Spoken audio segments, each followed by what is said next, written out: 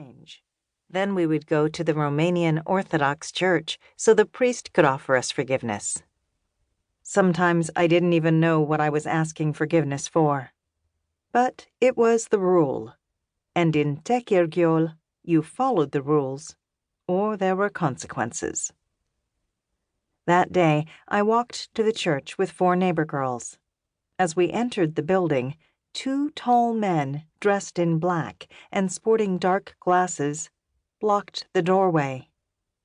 One of them opened a notebook. "Names, ages," he barked. "Securitate," my friend whispered. Communist government agents. My friends offered their names. When it was my turn, I croaked, "Virginia Basta, age 6. One of the men stabbed his finger toward me. "You are now on the government's blacklist, as church people." My friends rushed into the sanctuary. I followed and knelt on a small rug on the wooden floor. I bowed my head and prayed that God would keep me safe from those men. When I opened my eyes, my friends were gone. "They must have run out the side door." I shivered. The church was cold, quiet, and desolate. The walls were draped with hand-painted icons of Jesus and Mary, and a serious-looking statue of Jesus seemed to watch me. "I will be brave.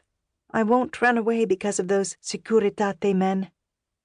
I stayed on my knees for a long time, just to show those men I was not afraid. "Mother and Father always said we should be free in church."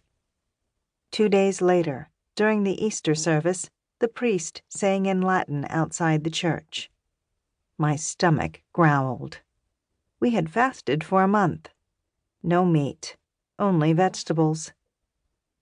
Easter was the only day my family attended church together. I wondered whether my parents were afraid of the Securitate men.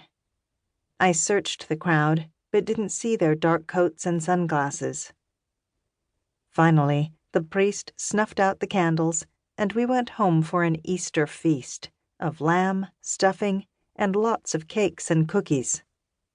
After Easter passed, the days grew warmer. But the Securitate's hate-soaked words, "church people," rang in my head for a long time. And though my family did not attend church on Sundays, sometimes on weekdays I'd slip through the doors and say a quick prayer on my way to school.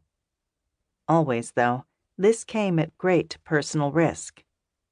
During the totalitarian regime of Nicolae Ceausescus, the most brutal and repressive regime, even by Soviet bloc standards, communist Romania was a land of lies.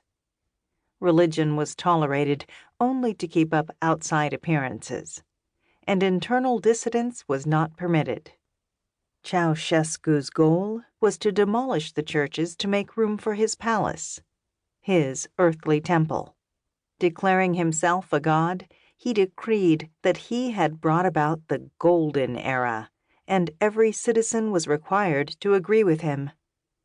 If you did not, you would face the full wrath of Ceausescu's secret police, the Securitate, one of the most ubiquitous and brutal secret police forces in the world. Simply put, Ceausescu turned my native country into a prison land.